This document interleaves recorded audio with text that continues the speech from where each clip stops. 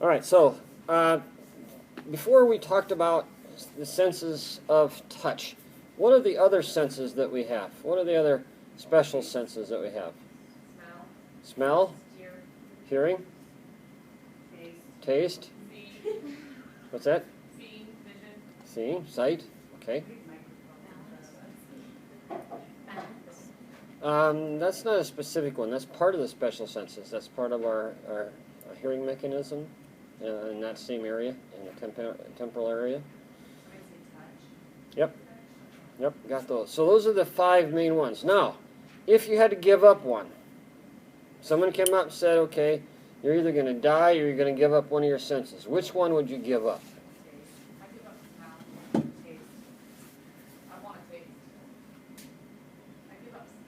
Smell, taste.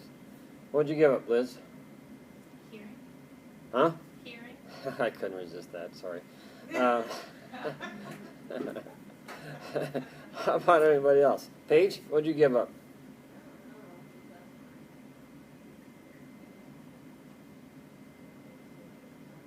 Hearing. Taste. Taryn? Smell. So smell and taste sound like they're expendable. It's tough to go through life without being able to taste your cappuccino, right? Amen. You wouldn't be able to taste it. You just swallow it down. It seems like it'd be easy to do, but it's not. All the senses that we have are very good for us. I would really hate to give up sight. That would probably be the worst. Or hearing would be the next probably for me. But the others, you know, you'd have to have some type of sensation as far as feeling, because you wouldn't be able to feel where you're at in the environment. But there are certain things that you could probably cope with and get by without, like taste and smell. Those are so closely related, though, that it's amazing. We'll talk about those in a little bit. Now, the most innervated place in the body, or the innervated sense in the body, is our eyes. Eyes have 70% of all sensory receptors on the body. 70% of them. That's pretty impressive. Nearly half the cerebral cortex is involved in this sight process. Now, the eye is protected fairly well. It's inside the orbit, you know, the lacrimal bones. We have the maxilla, the mandible, not the mandible, the frontal bones, the ethmoid. All those protect that eye. And there's also a piece of fat around the eye. Now, why is there fat around the eye? Protection. And also for energy. Okay, so there's a lot that goes on with this. Now we have some accessory structures of the eye we'll talk about in a little bit. We have eyebrows, eyelids, the conjunctiva, the lacrimal apparatus, and the extrinsic eye muscles. We'll talk about each one of these as we go along. Now here's a picture of the eye. They say the eyes are the window of the soul, right? And you can see into these things. Now we have several aspects of this that we probably use, and you ladies probably use it more than guys do, of course. But let's look at some of these. We have the eyelid. We have the white part of the eye is called the sclera. The dark part of the eye inside is called the pupil. The colored part that makes your eyes colored, green, blues, browns, hazel, whatever, is the iris. And then we have, inside here we have the caruncle. Right, this area right here, the commissure, the lateral caruncle. This is where our tears come. Our tears are secreted up here, and they flow across the eye to make our eyes nice and moist. And then they go in through here to a little opening right at the base here, and then they drain into the nose area. Now, most of the time, that moisture will go inside instead of outside. Okay, but as we'll see in a little bit, we'll go through these a little bit more. Then we have our eyelids, of course, down here with the eyelashes on them. And then we have the eyebrows up on top. What are those hairs for? Yeah, what are the hairs in here? Right, it kind of diverts the sweat from rolling directly into your eye, and it also helps to shade your eye a little bit. If you got the old unibrow going on, it's like having a baseball cap on, right? So there is some protection from the sun, from dust, especially your eyelashes. You know, they're not only there to look pretty and put stuff on, what do you call that? Eye Yes. mascara? Is that what it's called? Okay, that's how much I use it, right? But it's not just for that. It's to help you to protect the eye from dust and dirt. When you blink, there's a reflex there that's very fast that allows this to catch anything that's not supposed to be there. So the eyebrows, shading the eye, protection of the eye, sun blocking, lots of things. They are right over the top of the orbits themselves. Eyelids, they protect the eye anteriorly. We have what they call palpebral fissure, separates the eyelids. This is the opening in your eye. And we have the lacrimal carbuncle. We talked about that. It contains oil and sweat glands. The tarsal plates are actually the hard part of your eyelids. You ever, when you're a kid, take your eyelid and turn them upside down, turn them inside out? It's kind of gross and it feels weird, but you can do it. That's those little tarsal plates, are like a connective tissue sheet inside your eyelid itself. And then we have the levator palpebrae superioris. Levator palpebrae superioris. Another muscle that's not on your list, right? I told you there wasn't all on there. This is a elevator of the upper eye, of your eyelid. What's the major major muscle around your eye? Excuse me. There you go. Hey, you do got it. I love it. I love it. Okay, so on our eyelids we have eyelashes. They have a blinking reflex, a very fast blinking reflex. If something's coming for your eye, it's very difficult to even get it into the eye. Air is about the only thing that could probably make it through that blinking reflex. It's so fast. When something hits those eyelashes, it makes you blink very quickly, or even just a color change or a light change will make you blink. Now sometimes we try to do the old stare downs and makes you blink. That's difficult to do sometimes too. Your eyes dry out and it makes you blink. Yes? This might be a weird question, but since we're talking about the eyes, why do people cry when they're sad? Like, what makes that happen?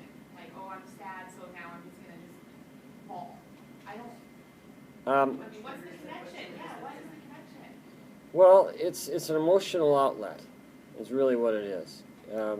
When you are sad or you're emotionally drained that way, your eyes dry out and you start to tear up. And emotionally, it's an overflow of your emotions that cause that sympathetic nervous system to kick in, and it causes the eyes to be wet and wide. So I've got a video on why you cry. I'll see if I can get some time to show you that. We have some lubricating areas of the eyelids, the tarsal and meibomian glands, and then we have sebaceous glands on the follicles, and then we have the ciliary glands between the hair follicles. These are small little glands that produce these wet areas of the way that it works. Now, here it is again from the side view, and you'll see we have lots of things going on. Here's the tarsal plates. The cornea is the clear part on the outside of your eye. The white part is the sclera. Here's some muscles back here that are moving the eyes. The bicularis oculi muscle here, all the way around. And then we have our eyelashes on each side. Then we have this little conjunctival area here that's responsible for the conjunctivus, or the pink eye, right, that some of you have had maybe, or your kids have. And that is an area that kind of lines the eyelids inside and out. It kind of creates a little groove inside. So if you pull your eyelid out, it can come out away from the eye itself. And that little space in between the eye and your eyelid is the conjunctiva. The bulbar conjunctiva covers the white of the eyes and produces mucus, lubricates the eye, and keeps it nice and wet. The lacrimal gland and duct starts up at the top of the eye. I've got a picture of it here coming up. Let's see. Let's go to this one. Yes, here's the lacrimal sac up here on the top, the lacrimal gland, right here, I should say, right here, and then it starts to drain down through, past the eye, keeps the eye nice and moist, makes it look like you've got a red eye there, but then it goes down this way, and in through this area where there's a little sac here that stores this fluid, and then the fluid will go down into the nose and then back up. Now, most of the time it goes down your throat. All the time you're sitting here, your eyes are draining into the back of your nose, into your throat, and you swallow it. Now, sometimes when it's cold outside and those little hairs in the back of the throat aren't working properly, they get cold and they start to slow down, the fluids come out of the nose instead of going back down for you to swallow it, and you get that postnasal drip type stuff when you go outside. That's what's happening with this process. Now, these glands have a nice lysozymes. They're a protective mechanism for moisture and diseases from getting into the eyes. Some people don't have enough tears and have to use drops to increase that. But most of the time we have a good way of doing this. Now, some other muscles that we did talk about on our chart was the rectus muscles, the external muscles of the eye. We have 4 rectus muscles, and we have 2 oblique muscles that move the eye in different planes. Here's a little side view of the muscles of the eye and how that they do work. The muscles of the eye attach to the sclera, and they'll move the eye according to the direction of the action or the pull of that muscle. So we have the lateral rectus here. Here is the, let's see, wait a minute. There we go, lateral rectus here. Then we have the superior rectus, the inferior rectus. Then we have a nice little muscle here called the superior oblique muscle, and it goes through this little pulley system, and it attaches to the top of the eye, makes the eye rotate up in this direction. And then we also have this inferior oblique muscle that attaches to the bone here and then to the sclera, and it rotates the eye back in that direction. It allows us to move our eyes up and down into those different planes that we know as we can do. Okay.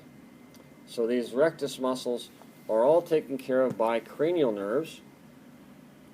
And here's another view of it, especially the this little superior oblique muscle here. And here's what they call the trochlea. And that's where we get the name for the trochlear nerve that goes just to that muscle. There's one cranial nerve that goes just to that muscle. It helps us to rotate that eye in that specific direction. Now here's a little chart of those muscles and what they're innervated by and what they do. Lateral rectus moves the eye laterally. Medial rectus moves your eye medially. Then we have the superior rectus elevates your eye medially. It's in the oculomotor. We have the inferior rectus, inferior oblique. These all are by the oculomotor nerve, and then the superior oblique is by the trochlear nerve of the cranial nerves.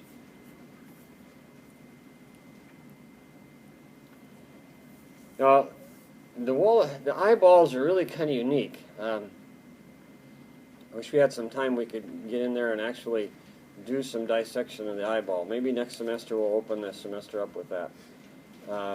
We have the fibrous layer, the vascular, and the sensory layer of our eyes. Okay, inside of our eye is filled with fluid. So when you jam your scalpel in that eye, it's very tough. It's hard to push into it, and when you do, it squirts fluid out at you. The lens is separated. It helps to separate the 2 cavities of the eye from the anterior and the posterior cavities, and so we can see how the eye works, and we'll show you how that all comes about here in a minute. But we have 2 parts of this. I think this connection is dead. I'm not sure. Let me try it here. Had a couple of my YouTubes. Yep, they took them away from me, so I have to get new connections.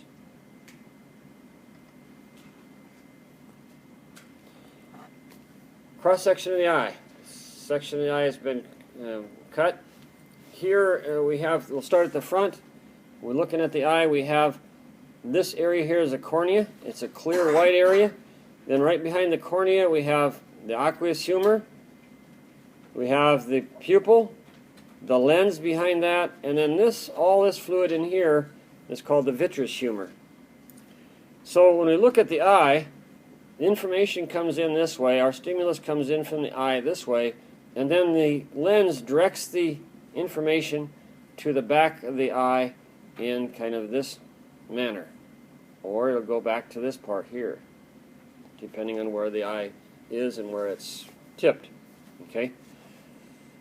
We'll talk about presbyopia and some of those things as we go along too. But here in the back of the eye is where the optic nerve comes in. This area right here is a dead spot, a blind spot. There are no receptors in that area. So if the information comes in through the eye and it hits that area, we can't see anything.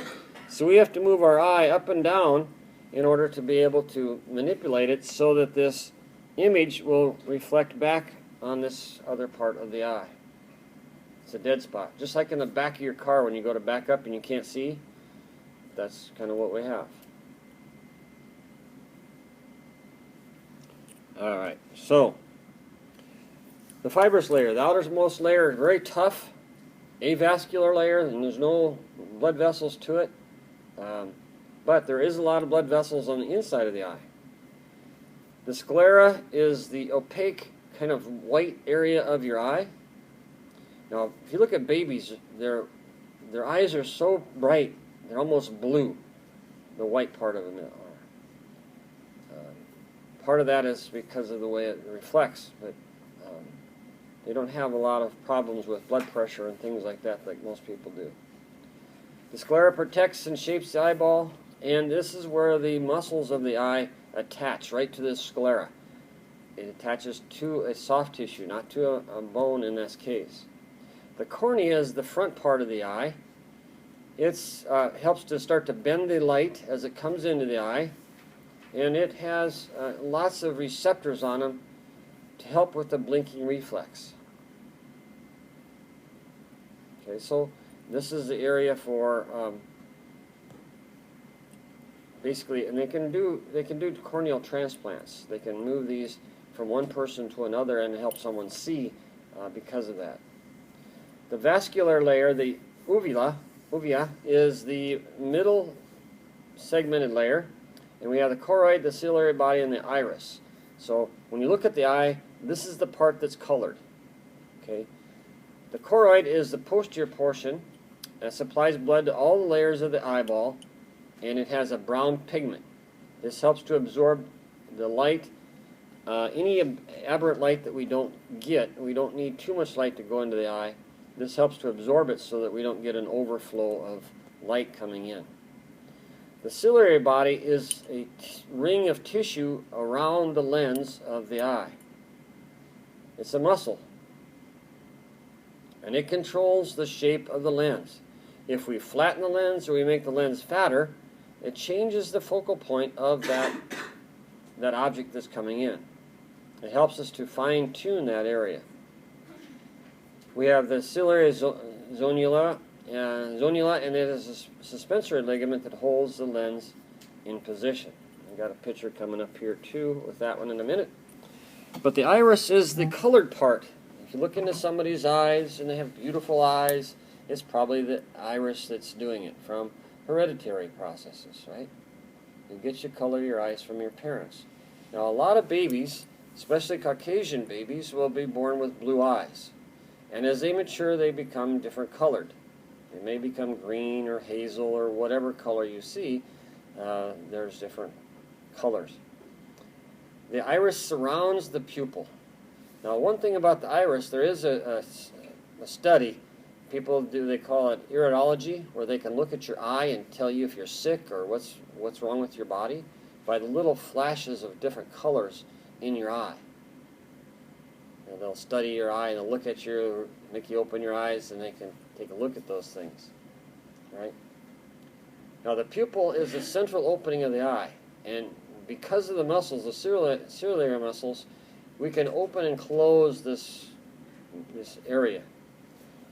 The closed vision and bright light, the sphincter papillae muscles contract and the pupil constricts.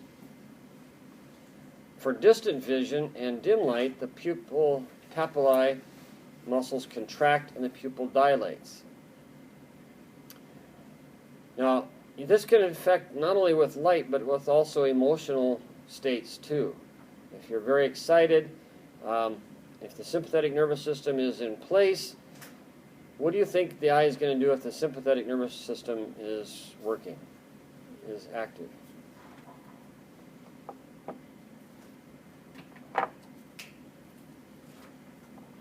Is it going to dilate or is it constrict? Why would it dilate? More light in, right? When you're nervous, you're scared, you're going to want as much light in there for much reaction as you possibly can. When you're in parasympathetic stimulation, it's going to do the opposite. It's going to close down. Okay? So we can tell if someone is high, drunk, on drugs, whatever, by looking at their eyelids also. If they're on a stimulatory drug or an alcohol, we can tell by looking at the eyes if they don't react very fast or if they're open all the time. If I shine a light in your eyes and it doesn't move, there's something wrong with you. Either your eyes are bad, there's something wrong with the nervous system, or you're inebriated in some way. So sympathetic wide open, parasympathetic very narrow aspects of it.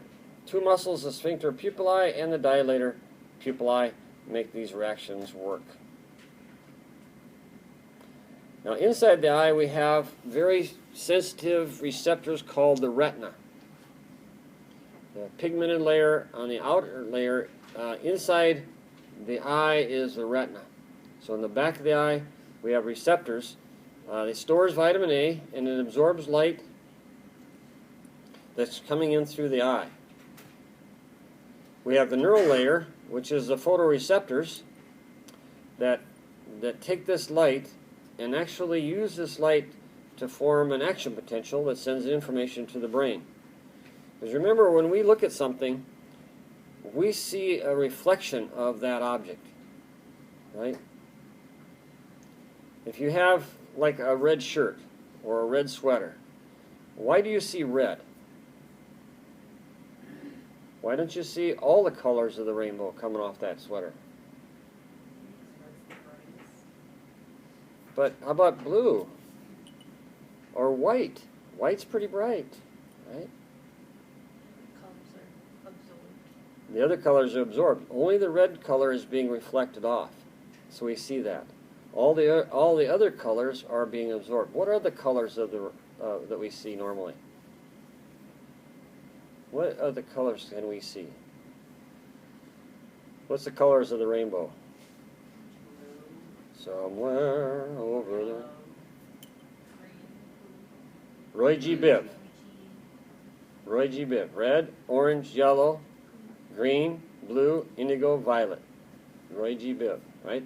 Those are the colors that we see in different relationships, right? We have three different cones in our eyes, but we can put those together and get those.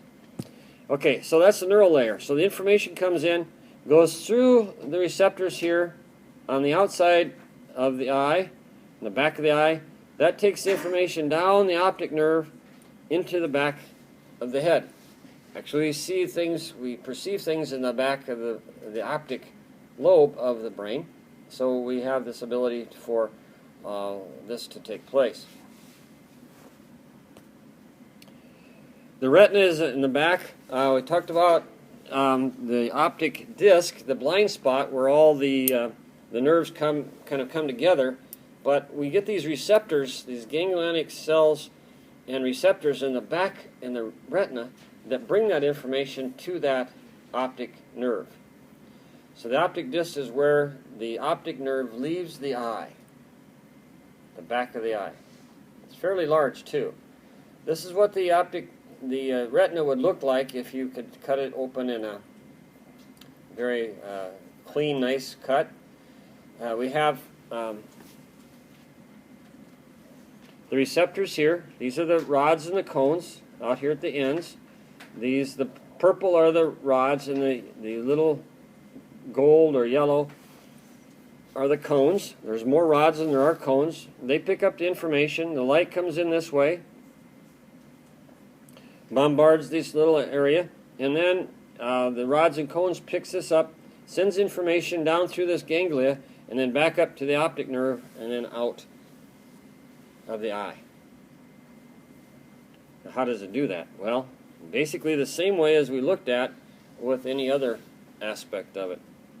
The rods are specialized receptors in the eye that pick up dim light. They provide us with indistinct, very fuzzy images. Now, we don't have very many rods compared to other animals. We can't see in the night very well.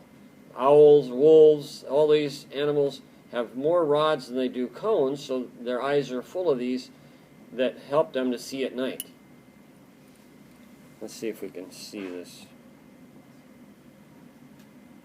Oh, that one didn't work.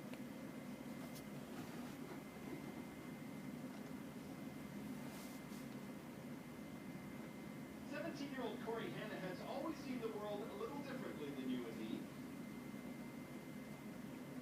Come on. He has night blindness, so when the sun goes down, Corey's world goes from this to this. Most of the time at night, I don't go outside of the court. It's not such a big deal when it's summertime and it's light till 9, but now when it's light at 5, or dark at 5:30,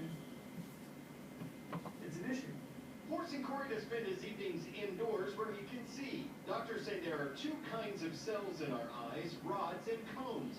Cones help us see in the bright light, rods help us see in the dark. But for some reason, in Corey's case, his rod cells are dying. When that happens, someone has night blindness. But then unfortunately, about 5 to 10 years later, often the cones die. Stuart Mengel is a researcher at Ohio State University Medical Center. He says even though they play separate roles, rod and cone cells are connected by tiny channels in our eyes. Scientists never thought that made a difference until now. Using night vision goggles, Dr. Mengel and his team used goldfish to gain new insight into our eyesight. They injected glowing or tracer molecules into cone cells in the retina of the fish. During the day, the tracers stayed in the cone cells. But at nighttime, the tracer led to 100 other cones and to about 1,200 rods. So it was a very dramatic difference, much more than we ever had expected. That means for the first time, researchers have determined that rods and cones work together in the dark. And since the eyes of goldfish are so similar to ours, it could someday mean new treatments and a whole new world of night activities for people like Corey. At Ohio State University Medical Center, this is Clark Powell reporting. Okay, so those are the rods. They're very good for night vision. The other one is the cones, and this gives us our color vision or our nice, clear perception. More involved with bright light, and they're concentrated in what we call the fovea centralis, inside the eye. Very high acuity.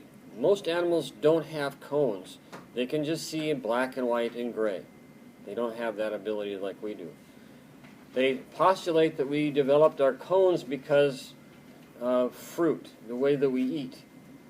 If we were an animal, a primate way back, billions of years ago, millions of years ago, and we had a choice between a green piece of fruit and a piece of fruit that was ripe, that had color to it, the ones that were able to eat the colored fruit, the ripe fruits, survived much better because there was more nutrients in those fruit than the other ones. So by doing that, we passed along that trait, and we developed more and more cones, and that aspect went along. Now, the blood supply to the retina is very, very good blood supply.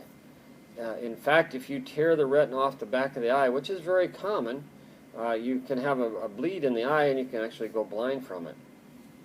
There was a very good boxer, Sugar Ray Leonard. He got to the position where he was boxing, and he tore the retina in the back of his eye, and they made him quit boxing because of that disability. He couldn't see the punches coming. When the light would come into his eye, the retina would be pulled away, and it couldn't get the impulses to the optic nerve, and he had a blind spot, a huge blind spot.